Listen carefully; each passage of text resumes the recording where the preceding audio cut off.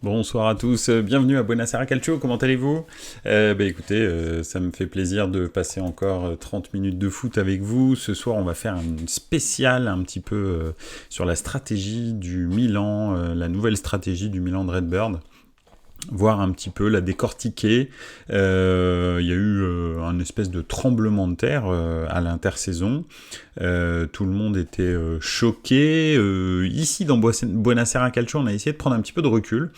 Et maintenant que la poussière est retombée et qu'on voit un petit peu plus clair sur la stratégie du nouveau Milan, je pense que c'est le bon moment pour vous dire ce que je pense un petit peu de trois choses vraiment particulières, c'est-à-dire le départ de Maldini, qui fait quoi au club et qui faisait quoi au club avant le départ de Maldini, et enfin Tonali, qu'est-ce que ça donne et pourquoi est-ce que finalement ça peut être intéressant d'avoir vendu Tonali ou pas d'ailleurs. Voilà. Donc voilà, on va commencer tout de suite dans le vif du sujet, le départ de Maldini et les raisons du départ de Maldini. J'en avais parlé un petit peu, c'est vrai que la stratégie lui convenait pas forcément. Maldini est un dirigeant jeune, on va dire oui, c'est un dirigeant qui a commencé à exercer assez récemment, mais c'est une personne qui a beaucoup d'ancienneté dans le football en revanche, vu qu'il a commencé sa carrière en 1986. Donc effectivement, c'est quelqu'un qui a connu énormément de styles de management différents au Milan, en plus particulièrement le management qui tournait autour de Berlusconi et de Galliani. Et c'est vrai que je pense il a été très, influencé par ce management.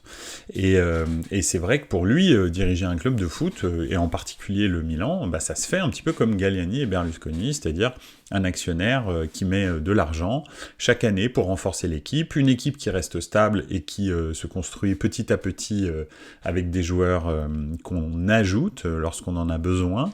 Et c'est comme ça que Maldini voyait son Milan. Maintenant, c'était un Milan qui, pendant des années et des années, plus de 40 ans, quoi, un petit peu moins, 37, a perdu de l'argent. Berlusconi n'était pas du tout inquiet de la rentabilité du Milan. Le Milan lui servait à avoir de l'image, mais effectivement, le but du jeu n'était pas de la rentabilité.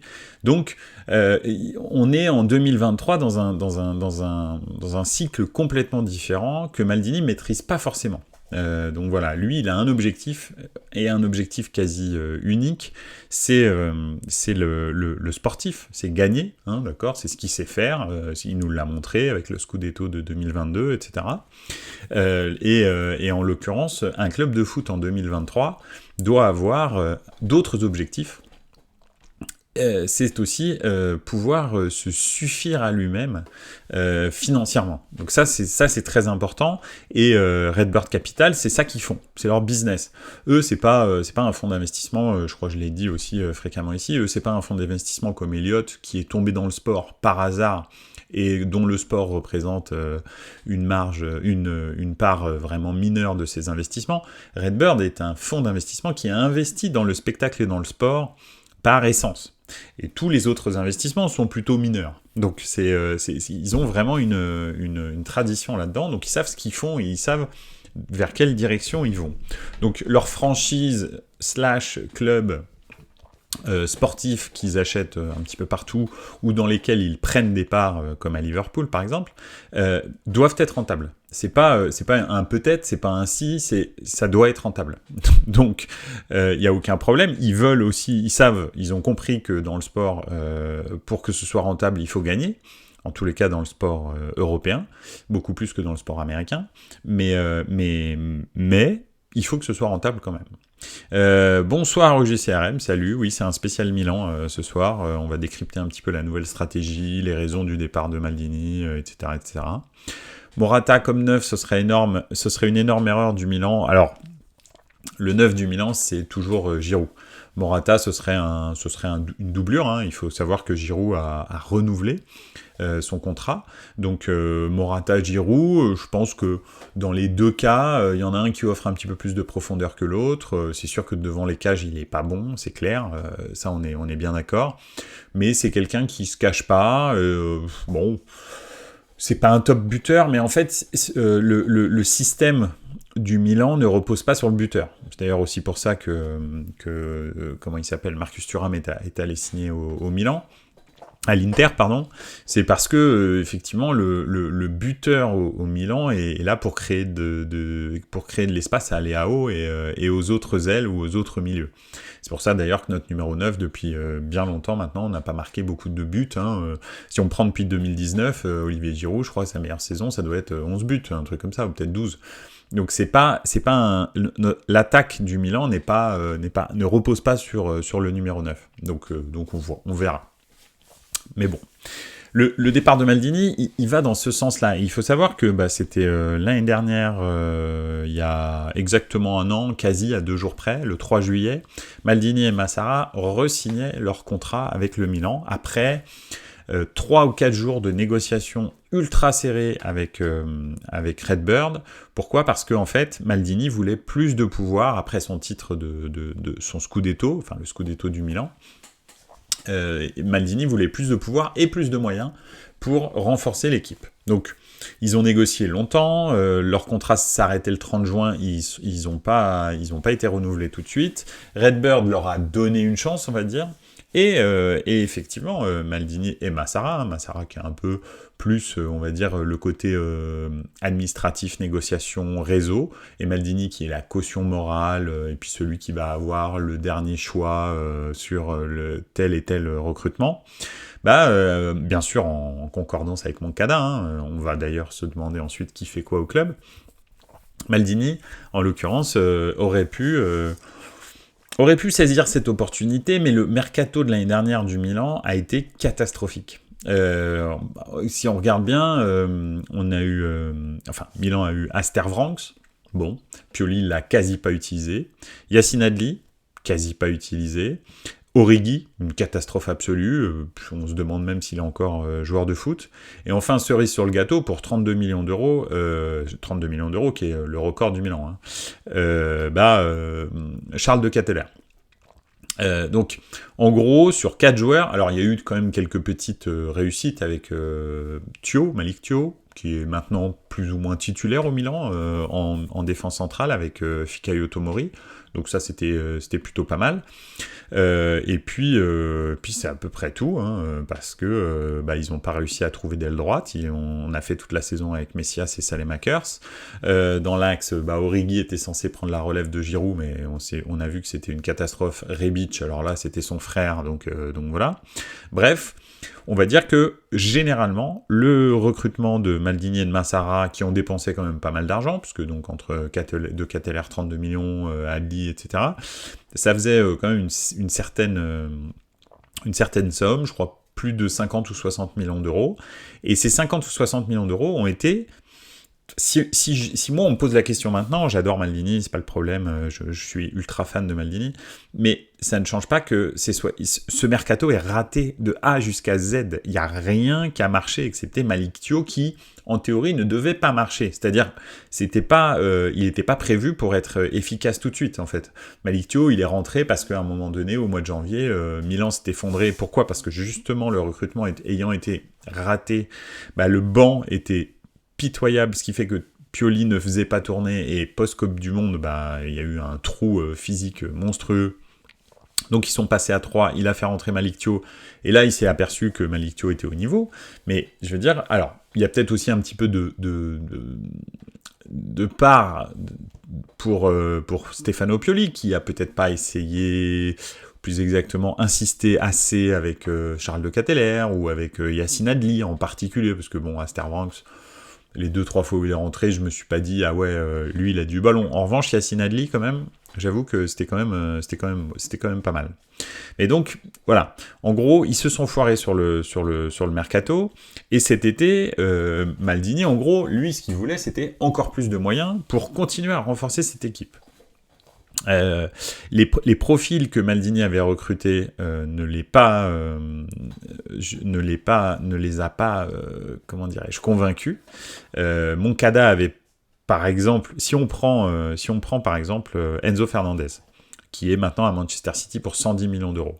Geoffrey Moncada l'a proposé à Maldini il y a bien longtemps. Maldini l'a refusé parce qu'il disait qu'il n'avait pas les... etc. On voit ce que c'est que le niveau de Enzo Fernandez à l'heure actuelle. On voit comment, même à Benfica, c'était un joueur extraordinaire. Maldini, il n'a pas consacré suffisamment de ressources à Enzo Fernandez. Si Milan, à l'heure actuelle, avait Enzo Fernandez, ou même la saison dernière avait eu Enzo Fernandez au milieu du terrain, mais ça aurait été... Je pense que là, à l'heure actuelle, on discuterait de Milan à la place de l'Inter en finale de Ligue des Champions. Je pense sincèrement. Alors, je vais répondre aux commentaires, au JCRM. Je suis pas d'accord, peu ont joué le mondial. Alors, déjà, Giroud a joué le mondial. Théo Hernandez a joué le mondial. Maignan était blessé. Qu'est-ce qu'il y a eu encore? Qui a joué le mondial? Salemaker s'était blessé. Chez les Belges, il y a qui d'autre? Est-ce que Origi a été pris? C'est bien possible, mais bon, il n'a pas joué, ça c'est vrai. Rebic aussi a joué au mondial. Mais le problème, en fait, c'était pas seulement que effectivement les joueurs ont joué au mondial, même si tu as quand même 3 cadres qui sont pas là au mois de janvier quand on revient, c'est-à-dire Giroud est allé jusqu'au bout, jusqu'à la finale du mondial, Théo Hernandez, la même chose, et Mike Maignan s'est blessé et revient quasi juste avant le quart de finale, juste avant le 8e de finale de Ligue des Champions, donc au mois de février.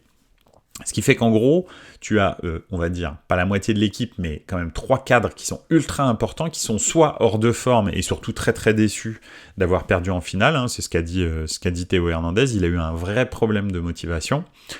Giroud, lui, était épuisé, très clairement, et je pense aussi qu'il a eu un problème de motivation. Et Mike Maignan n'était pas là. Mike Maignan, très honnêtement, je pense que ça représente 30-40% de la capacité défensive du Milan.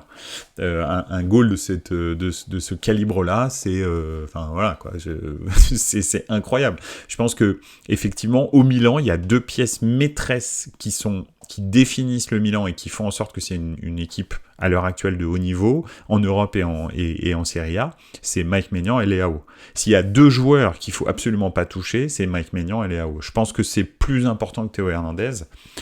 Et c'est plus important que tous les autres, dont Tonali, même Bennacer, hein, qui est ultra fort, que j'adore.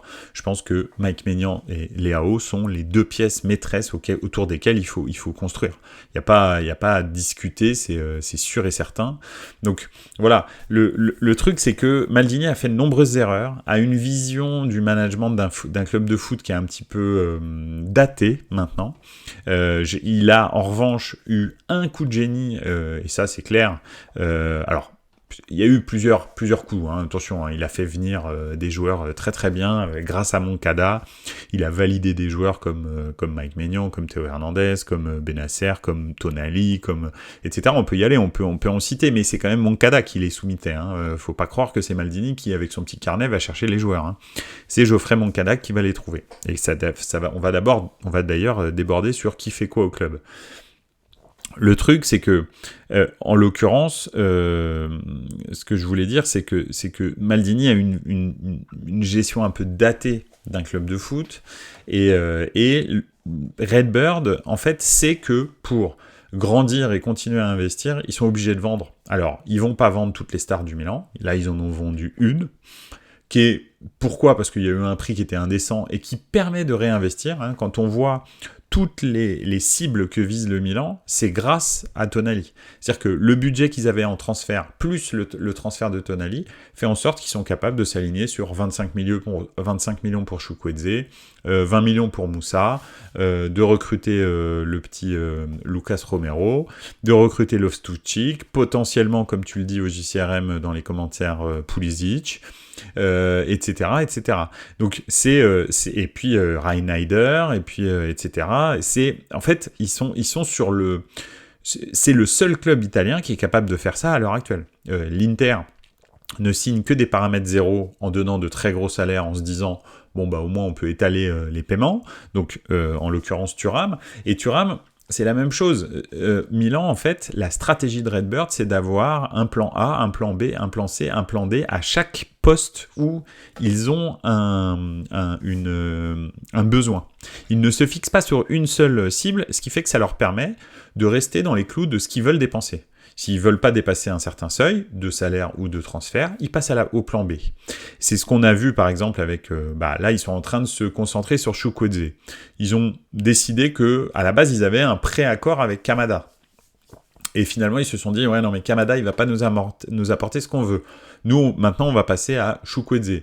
Pulisic, c'est pareil, ça c'est un des plans de Geoffrey Moncada, mais il y en a encore 2 ou 3 derrière, si jamais ça se passe mal. Le numéro 9, on était parti sur Thuram, et puis finalement ça va être peut-être Morata, peut-être Boulaïdia, encore une fois, c'est un plan A, un plan B, un plan C. Mais les 3 vont dans le même sens, c'est-à-dire donner de la profondeur. En fait, si tu veux, c'est vraiment... ils ont un plan, en fait, Redbird. Et le transfert de Tonali, c'est ça que Maldini n'arrive pas à faire, je pense. C'est qu'en fait, le transfert de Tonali, il est nécessaire pour se développer. C'est-à-dire que refuser 80 millions d'euros, alors que tu cherches à donner de la profondeur de banc à ton entraîneur, c'est un crime, en fait. Et c'est sûr que Maldini aurait refusé. Mais alors là, j'en mets ma main à couper, en fait. Il aurait refusé ce deal, c'est sûr et certain, alors que c'est certainement ce deal-là qui va faire en sorte que Milan va se renforcer vraiment énormément pendant le mercato et donner finalement la profondeur de banc que Pioli a réclamé. Attention, hein. C'est Pioli qui a dit on aurait pu faire une saison meilleure la saison dernière si j'avais eu une vraie profondeur de banc. Et là, c'est clair que tu peux effectivement avoir... Mais Redbird dépense quand même de l'argent, parce que donc là, on parle de quand même 3, 4, 5 transferts. Alors, Loftus-Cheek, quand même, c'est payant aussi. Romero, c'est gratuit. Mais Chukwueze, ce sera payant. Moussa, ce sera payant. Reinheider, ce sera payant, etc., etc. Donc, c'est quand même... Morata, c'est payant aussi. Donc, c'est quand même des transferts 80, 100... Milan va dépenser peut-être 100, 120 millions d'euros sur le marché des transferts pour 4, 5 joueurs différents. Donc, c'est quand même pas négligeable en 2023 en Serie A. En Serie A, il n'y a personne qui est capable de faire ça. Hein. Donc Redbird investit, ils ont aussi fait une très belle offre, parce que c'est quand même eux qui ont négocié le contrat avec les AO. Les AO, ils ne l'ont pas bradé, ils auront re-signé, une très grosse augmentation salariale, etc. etc. Théo Hernandez, la même chose. Donc, ils dépensent de l'argent. C'est pas en prenant du recul, en éliminant le côté émotionnel, parce que c'est vrai que en tant que supporter du Milan, tu as eu premièrement donc Ibrahimovic qui s'en va, ensuite Maldini qui s'en va, ensuite Tonali qui s'en va, puis le fils Maldini qui probablement va aller à Empoli. Ça fait beaucoup au niveau émotionnel. C'est compliqué. Et il y a beaucoup de supporters qu'on voit sur les réseaux sociaux qui ont une réaction vraiment épidermique par rapport à Redbird, en disant, il vend l'âme du club, etc. Bon, ok, très bien. Une fois qu'on a fait ça, je suis d'accord avec toi, Maldini, c'est l'âme du club. Ça, c'est clair. Mais est-ce que c'est vraiment la direction d'un club de foot en 2023 qui voulait prendre Maldini ? Ou alors est-ce que c'est la direction d'un club de foot des années 2000 ? J'avais l'impression que c'était la direction d'un club de foot des années 2000. Quand à la fin de la demi-finale de Ligue des Champions, au match retour où on s'est fait déglinguer par l'Inter, il dit c'est maintenant qu'il faut faire de très gros investissements parce qu'il faut surfer sur la vague, etc., etc. En fait, il n'a pas compris où en est Milan dans son développement économique. Et sans un développement économique cohérent, en fait, tu ne peux pas pérenniser le club, en fait. Et c'est ça qu'a pas compris Maldini, malheureusement, parce que moi, j'aurais adoré qu'il reste à vie au Milan en tant que dirigeant. Après, va savoir, c'est peut-être pas fini, mais voilà. Et après, si on prend l'organigramme du club, alors c'est vrai que Massara avait des réseaux pour pouvoir négocier, etc., des numéros de téléphone, c'était un vrai directeur sportif, et Maldini, lui, avait amené la caution sur le projet, sur la vision, sur la stabilité du club, etc. Ça, c'était comme ça que ça s'organisait. Mais tous les joueurs étaient soumis par la cellule de recrutement qui est dirigée par Moncada. Alors, Moncada, il avait aussi un bras droit qui s'occupait des scouts. Ce bras droit, a priori, aujourd'hui, on nous a appris que... Enfin, il y a des rumeurs qui courent que ça va être lui le directeur sportif. C'est un bras droit qui est un petit peu plus âgé que Geoffrey Moncada, et Geoffrey Moncada continuerait à diriger l'ensemble des scouts et du recrutement. Et ce serait lui qui soumettrait les différents propositions de transfert à ce directeur sportif et à Redbird, mais basé sur des rapports statistiques. D'accord ? C'est pas, en fait, tu peux pas aller voir Redbird et dire ouais, lui, je l'aime bien, je l'ai vu, à mon avis, ça va être un joueur du Milan. Non, parce que bah non, en fait. Pourquoi est-ce que dans quel plan de jeu ça truc, c'est quoi ses stats, etc. Et c'est comme ça maintenant que il faut absolument motiver ces recrutements en 2023, et en l'occurrence chez Redbird, s'appuyer sur des statistiques, sur des rapports aussi sociologiques, pas seulement des statistiques, sur des rapports on va dire d'enquête d'entourage sur comment se comporte le joueur, etc., parce que en fait Redbird fait des investissements raisonnés, fait pas des investissements juste en se fiant à l'œil de quelqu'un qui, on ne sait pas par quel miracle, a de l'expérience. Bah, c'est bien d'avoir de l'expérience, mais ça t'empêche pas de te tromper. Donc voilà. Salut Cotonou Joe, c'est qui Moncada ? Moncada, en fait, c'est le chef scout du Milan. C'est lui qui a trouvé toutes ces petites pépites un peu partout, à gauche, à droite. Et en l'occurrence, c'est toujours lui qui fait le recrutement au Milan, enfin qui fait le recrutement, plus exactement, qui propose les profils. Il vient de Monaco à la base, il a travaillé avec Campos, et voilà. Redbird, c'est le concurrent de Red Bull, ouais, plus ou moins, ouais. Enfin, pas en termes de boisson, mais en termes de sport, ça commence, gentiment. Donc, voilà. Donc, bref, on va dire que la cellule de recrutement, la cellule de scouting, etc., n'a pas été démantelée. Maldini et Massara étaient juste les négociateurs. Donc là, ils se sont aperçus qu'effectivement, ils avaient besoin d'un vrai directeur sportif. Ils ont proposé ce job à ce monsieur. Je me souviens plus de son nom, donc je vais pas vous le donner. Et donc, tu as toujours Scaroni au-dessus, Furlani au-dessus, pardon, qui, lui, est un peu comment dirais-je, l'intermédiaire entre Redbird et le directeur sportif, et la cellule sportive du Milan. Donc voilà. Donc c'est comme ça que ça se passe. Et pour l'instant, en fait, rien n'a bougé excepté Maldini et Massara. Et je pense effectivement que ça continuera à bien travailler, en fait. Il n'y a pas de raison que ça ne travaille pas. Et c'est vrai que si ces 4 ou 5 transferts là se font, c'est-à-dire Pulisic, Moussa, Reinheider, Chukwueze, et puis Morata ou quelqu'un d'autre, mais en tous les cas un numéro 9 sérieux, qui est pas qui va harceler les défenses, et c'est ça que j'aime bien chez Morata, c'est peut-être la seule chose que j'aime bien, parce que vraiment devant les cages il est vraiment pas bon, mais en revanche il a un pressing qui est intéressant, et donc c'est pour ça que ça peut être intéressant. Donc voilà. Donc moi je trouve que finalement la direction globale que prend le club est pas si mauvaise que ça. Le seul problème, c'est que là il y a eu le tirage au sort de la Serie A de l'année prochaine, donc des matchs de championnat, et que ce tirage au sort a fait en sorte que Milan rencontre on va dire la moitié, un peu plus même, 4 ou 5 équipes du top 7 dans les 10 premières journées. Donc, il va falloir être prêt très très vite, parce qu'il rencontre tout le monde, Napoli, Juventus, Inter, etc., Lazio, enfin bref, Roma. Donc, les 10 premières journées, c'est un peu tôt, je trouve, mais bon, il faut bien les rencontrer un jour ou l'autre. Mais quand tu fais autant de changements dans ton équipe, dans la structure de ton équipe, ça peut être compliqué au début d'être performant tout de suite. Donc, il est très possible qu'ils passent un mauvais quart d'heure en début de saison. Alors après, voilà, absolument, au Cotonou, c'est un live Milan. Je te laisse lire ce qui a marqué juste là, pardon. Hop là, de l'autre côté. Donc voilà, absolument, c'est un live uniquement sur la stratégie du Milan, la nouvelle stratégie du Milan. C'est le thème. Je ferai ça avec d'autres clubs, il n'y a pas que le Milan.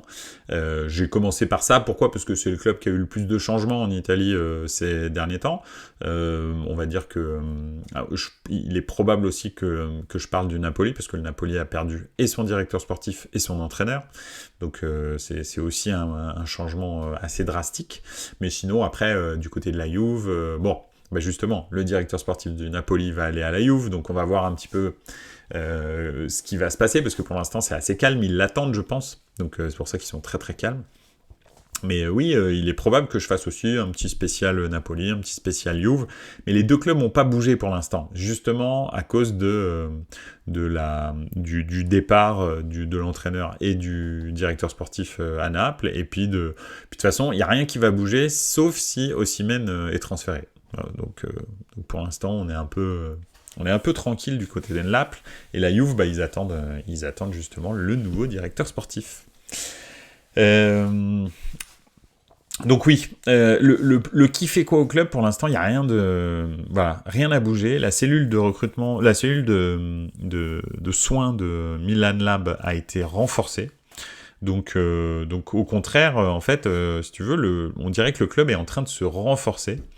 Donc je ne sais pas ce que ça va donner. Je ne connais pas tous les joueurs qui sont ciblés par Milan, mais j'en connais certains que j'ai déjà vu jouer plusieurs fois, et donc voilà. Après, j'estime que c'est clair que quelqu'un comme Moncada qui allait chercher Kalulu, qui allait chercher des joueurs comme ça, je pense qu'il sait ce qu'il fait quand il va chercher un joueur comme Moussa ou Reinegger je sais pas d'ailleurs comment ça se prononce exactement, mais je vais l'apprendre avec le temps, du PSV. Donc voilà, un petit peu. Et pourquoi Tonali ? Donc pourquoi Tonali ? Bah, c'est un peu ça. C'est-à-dire que je pense que Tonali, c'est la clé pour finalement que le Milan passe la deuxième vitesse, en fait. C'est vraiment ça, et c'est pour ça que Redbird a accepté ce transfert, parce que c'est ça qui va vraiment les faire passer dans une autre dimension, pour pouvoir recruter plus, donner plus de bons et plus de bancs à Pioli, peut-être recruter aussi des joueurs d'une meilleure qualité que les Saelemaekers, Messias, Brahim Diaz, etc. Parce que tout le monde aime Brahim Diaz, bien sûr, il est agréable, c'est un gentil garçon, il est sympa et tout. Et il fait 5 bons matchs dans la saison, et les 5 bons matchs qu'il fait, c'est vrai que c'est toujours un match en Ligue des Champions, des matchs contre la Juve, contre l'Inter, en particulier contre la Juve quand même. C'est vrai, mais il fait que 5 ou 6 bons matchs dans la saison. Le reste du temps, il est plus ou moins transparent. Donc moi, ça me dérange pas que Brahim Diaz, on le laisse partir et que finalement on récupère Pulisic. Alors, Pulisic sort d'une saison catastrophique avec Chelsea, il a quasi pas joué, mais quand même, c'est quand même pas mal ce qu'il a laissé entrevoir dans ses premières saisons à Chelsea, et surtout les saisons qu'il a fait à Dortmund. Tu te dis que bien comment dirais-je, encadré à Milan, ça peut vraiment donner quelque chose. Donc on verra bien ce que ça va donner. Loftus-Cheek, c'est la même chose. Je pense que sorti du contexte londonien, où il est né, où il a grandi, je pense que ça peut l'aider, hein. C'est un peu comme les jeunes joueurs qui restent en région parisienne alors qu'ils viennent de région parisienne. C'est des fois un petit peu compliqué de se concentrer sur le football parce que tu as énormément de sollicitations externes plus ou moins bienveillantes. Et bien pour Loftus-Cheek, c'est un petit peu la même chose. C'est pas une question de talent, je pense qu'il a vraiment beaucoup de talent, mais en revanche, c'est pas sûr que l'environnement londonien le favorise, quoi. Donc voilà, on verra bien ce que ça donne à Milan, mais moi j'ai plutôt l'impression que c'est une bonne pioche. Romero, bah on verra bien. Et puis bon, il y avait Arda Güler, mais Arda Güler, il a été transféré au Real, ça leur a coûté à peu près 50 millions entre le transfert et les commissions énormes qu'il fallait donner au papa. Enfin au papa et à Arda Güler, hein, mais c'est juste qu'il est tellement jeune que c'est pour l'instant le papa qui va récolter l'argent. Donc voilà, on verra bien ce que ça va donner, mais effectivement, Mesut Özil là, adoubé, donc c'est pas pour le Milan, mais on verra bien. Cuti Romero, il va au Milan. Non, Lucas Romero de la Lazio. Un petit jeune aussi, 18 ans, 19 ans je crois, très très fort. On va voir ce que ça donne, mais très très très fort. Mais c'est un Argentin, effectivement, mon très cher Cotonou Joe. Et en équipe nationale de jeunes, il fait des prouesses. Donc on va voir ce que ça va donner. Il peut être ailier droit, ailier gauche ou dans l'axe. C'est un milieu vraiment offensif, gauche-droite, axe. Ouais, ça fait longtemps qu'on n'a pas eu un Argentin à Milan, donc ça va être cool. Le dernier, c'est pas un super souvenir. C'était le défenseur de Villarreal, là. Comment il s'appelait, lui ? Bref, il était vraiment pas terrible. Donc voilà. Bref. Mais écoutez, on va s'arrêter là. C'était un petit zoom sur le Milan pour cette semaine. On va essayer de faire un Buonasera Calcio tous les jeudis soirs. Il y a comme ça beaucoup plus de chances pour des organisations personnelles que je puisse le faire tous les jeudis soirs à 20h30. Une fois de temps en temps, ce sera peut-être pas à 20h30, ce sera peut-être à 21h, mais je vous préviendrai de toute façon sur les réseaux sociaux et sur le programme Twitch de la chaîne. Donc voilà, vous en faites pas. La semaine prochaine, bon, on va aborder autre chose, un autre club, ou alors une nouvelle fantasmagorique, hein, parce que ce soir on aurait pu parler de Mbappé, même si c'est un peu bloqué. On aurait pu parler aussi justement des transferts un peu du Real aussi, de comment est-ce qu'ils réagissent avec Mbappé et le fait qu'ils aient transféré Arda Güler. Donc voilà, du licenciement de comment il s'appelle, de Christophe Galtier, des débuts de Luis Enrique. Bref, on aurait pu faire une soirée aussi PSG. On va la faire probablement, peut-être la semaine prochaine. On verra bien parce que Nasser a mis un ultimatum. Ça, c'est un truc assez drôle, à Mbappé. Donc voilà, c'est lui qui lui donne le contrat, un contrat tout moisi pour le Paris Saint-Germain. Et ensuite, quand Mbappé l'utilise, il n'est pas content. Donc je sais pas. Peut-être qu'il aurait dû lire le contrat avant de le faire signer, par exemple. Donc voilà, bref. Écoutez, en tous les cas, je vous souhaite une excellente soirée. Ça a été un plaisir encore de partager ça avec vous. Et puis, écoutez, on se revoit jeudi prochain. N'oubliez pas, si vous voulez que j'aborde un sujet en particulier, n'hésitez pas à me le demander sur les réseaux sociaux de Buonasera Calcio, sur Twitter et sur Instagram, ou bien directement dans le chat. Voilà, comme tu dis au Cotonou Joe, bonne nuit et n'oubliez pas. Ciao les gars, ciao ciao.